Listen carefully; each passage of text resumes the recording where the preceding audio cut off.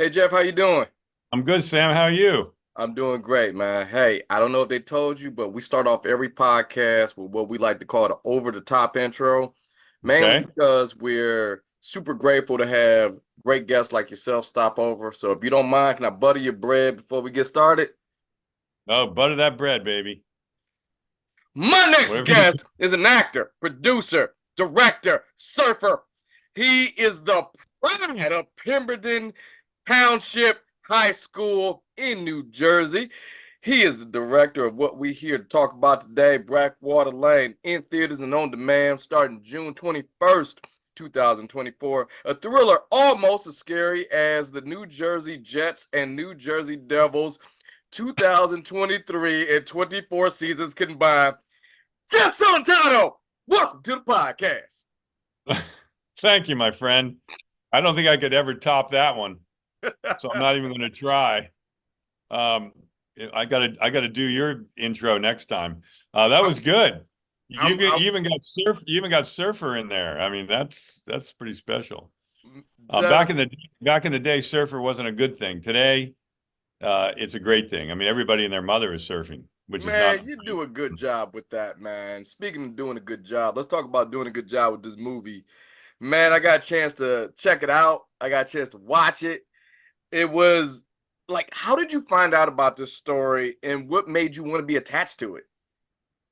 Well, my producing partner, Warren Ostergaard, was friends with Liz Fowler, the writer, and they talked about finding a director. And Warren and I had just finished a movie called The Hill with Dennis Quaid. I had a great experience together, and we started looking at locations. And I said, "Well, this would be kind of cool if we shot in England. You know, the book's based in England." And we thought, well, that's too expensive. But then when we started researching it, we found out it's very doable. They have a great tax incentive there. They have incredible crews, and the locations are out of this world. So all those things, including the screenplay, when I read it, I thought, wow, this is really great. It'll make a great film. I liked it because it was movies like when I talk about this movie, I think the best selling point of this film for me is the fact that people that don't want to be terrified, like, oh, I don't want to see that. I hate scary movies that I in the gore and everything. I say it's not gory. It's a psychological thriller. And a lot of people don't realize the first Saw movie was actually a psychological thriller, and the rest of the Saw movies became gore fests. And if you go back and watch the first Saw, people who don't like gore, I mean, there's some blood and stuff going on in the first one, but not over the top. It's very minimal. And in our film, it's not anything about the blood and the gore because there isn't really any, very little. And it's more about the suspense or the what you don't see, kind of like Jaws. You know, the shark Yeah. became an issue, so they couldn't use it all the time, and it turned out to be an asset in the end because the more of the shark you didn't see, the scarier it was. Yeah. So I applied the same thing here. And my favorite movies were Hitchcock films where you The saw ending. everything happening on the actor's face and in his eyes, but you didn't see what was in front of him. And so I adapted that idea for Blackwater Lane, and I felt that when I have people watch it that hate scary movies, they go, "Wow, this is so well done." I mean, I was terrified, but like I didn't want to leave the room. Other movies, they said they've gotten up and walked out of the theater. This movie, they didn't feel that they needed to do that. They felt that they could get through it and still be terrified. Like it's hard to explain. You know what I mean, No, though, it's right? well, maybe it's not hard to explain to me because I watched it and I get what you're saying. And there is a element of okay, because your brain is going like five or six different directions Yeah. based on what you're seeing. But how was it so important to put your spin on it, but stay true to the book, the original book, the breakdown? Yeah, we try to stay pretty original. The writer, B.A. Paris, was on set, visiting, so I was very um, I embraced her and it was very important to let her know that I have the integrity that I want to instill in this movie that comes from her book. But at the same time, I told her this is a theatrical experience, so we have to up the ante sometimes. And she was so open and into that. And she loved being there. She loved the sets. She was really happy with the locations. She flipped out over the actors that we got. So I didn't have to vary too far from the book, but at the same time, the original book, the people are British, and in this film, they're American. That kind of stuff she didn't mind. She felt it was going to enhance. She felt that anything we could do would only enhance the book because of what she was seeing. So she was very supportive. Like, what did you like as a director want to bring to the genre of psychological thrillers? I mean, like, what was something like intent for your way to spice it up a little bit? Because most psychological thrillers are a little bit slower, even though this did have a groove in it, but it wasn't slow. It was like, oh, I Right. kind of see where this, you don't, I hate slow movies, man. yeah. Unless there's a certain reason or it's a certain genre. I wanted you to be on the edge of your seat the whole time. That was my goal. And so I upped the ante. I mean, I don't think the bathtub scene was in the book, things like that. I just wanted to make it scary. And I wanted to make it scary like the old films we used to love, the Hitchcock films. I didn't have to, invent the wheel here. I mean, the jump scares and those little moments, I felt, one thing that Liz, the producer, was very strong about all the time was making sure that we hit all the beats that these kind of movies have to hit. Their audience and they expect certain things, which I didn't know. And she was very, uh, you know, very she just wanted to stay honest to that. She was very strong about making sure we did that, and that's I think it worked in the end. Okay. And like you had a great team around you, man. You working with some real pros. You know, you got Mika Kelly, Dylan Murray, you got Maggie Grace. And when you're doing these more intense scenes, like you brought up the bathtub scene, how was that just like do you just walk over there and they were just like, snap, we know what we're doing, or did you have to kind of work them into it a little bit? Oh, you got to work them into it. I mean, that's a scary scene, and you're talking about people underwater and stuff. I had to make everybody comfortable, and we had to have a stunt person there and safety people and all that kind of stuff.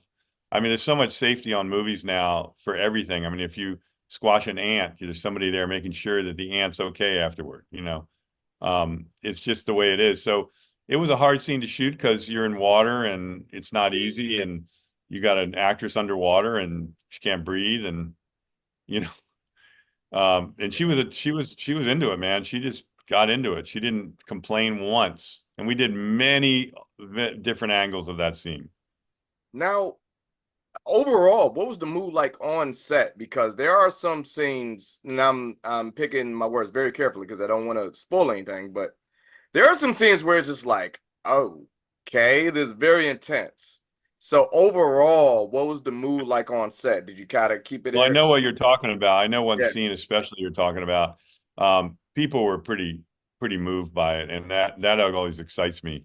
I mean, they were like turning away and going, "Oh my God," and because it looked so real. Even Yeah. when we were even when we were shooting it, it felt real.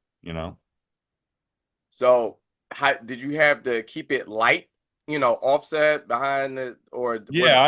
I always make jokes and make people feel better afterward. I love my crews, man. I hug them all the time. All right. Was it Unless they don't do their job well, then I fire them with no hesitation. Jesus? All right. Okay. Okay. All right. No, If it works, it works. I guess. that's right. That's right. Um, I always love asking this question because this movie was a little over, close to 2 hours, I should say. But what was left on the cutting room floor? Mainly, there's always something you want to elaborate on. Maybe you can dig a little deeper. What would you say was just like, ah, man, if I had another chance, I could have emphasized this a little bit more. Well, I mean, the car chase scene, I would have emphasized a little more and made it even bigger, but we had a very limited time, so I tried to make it as big as I could with what I had, and I think it turned out fantastic. Sometimes you think you need more and you really don't. Um, in addition to that, I think that there was a scene with a bird I really liked, but it didn't fit in the movie. We had to reshoot it several times, mostly due to the bird's performance. The birds are bad actors. They don't take direction well. They don't use the men's room or the ladies' room when they're supposed to. You know what I'm getting at. Oh, I heard that. I So, heard so that. there's a very radical scene with a bird. The bird's still in the film, as you can see in the beginning, but it doesn't get past where it's supposed to go.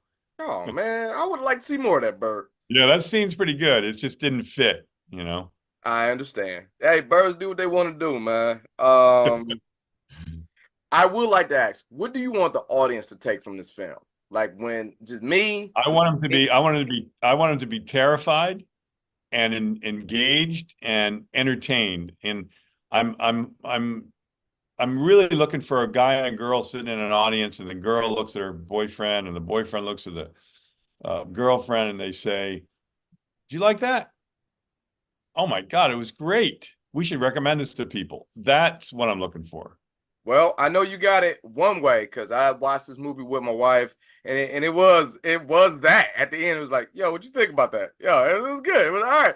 And then it Yeah, was that's like, all I care about, because I watch movies all the time, and I look at my wife sometimes and I go, I just wasted the last 2 hours of my life. You know, I didn't want that for anybody. I'm not trying to make some big epic film that critics love and rave about. I was just trying to make an entertaining movie. I really was. And sometimes you're given a certain amount of money and a certain amount of time, and you can only do with what you have. You can make the best out of it. But I will never take on a movie that I don't think I can pull off with whatever money I'm given or whatever time span I'm given. I know my limits. I've been doing this long enough. I have an internal clock. I just know, like, with how much time I have, if I can achieve something. You know, it's like, hey, we got an airplane flight. Can we get there in 15 minutes? No, we'll miss the flight, and the money I just spent is wasted. right. So if we have 2 hours before the plane leaves and we can get there an hour before, 2 hours before, I feel comfortable. That's how I fly. I always get 2 hours no matter where I am. Oh, that's a little airport in Kentucky. You don't need to get there 2 hours. Yes, I do, because I don't want to rush. Makes sense. So, yeah, so it's the same with movies. I mean, I have a certain budget, and look, you know, people critically can be really critical on films. They don't know what a filmmaker goes through. If you pick a project and you can't pull it off just because you need a paycheck, that's the wrong way to make movies. I never do that, ever. I love the challenge of taking this little movie with a small budget and making it look big.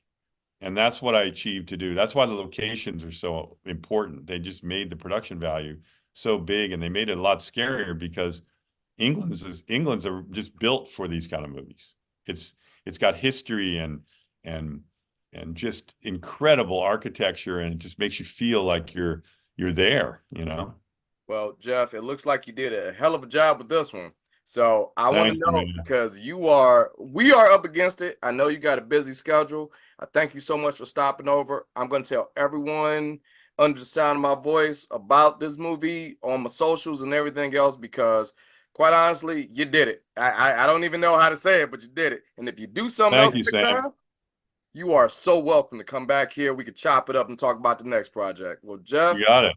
thank you so much, man. Have a great day. This was You awesome too, movie. Sam. You're awesome, man. I'm going to give you a shout out next time. Oh, thank you so much, man. Have a great All one, right. man. Thanks, buddy. All right.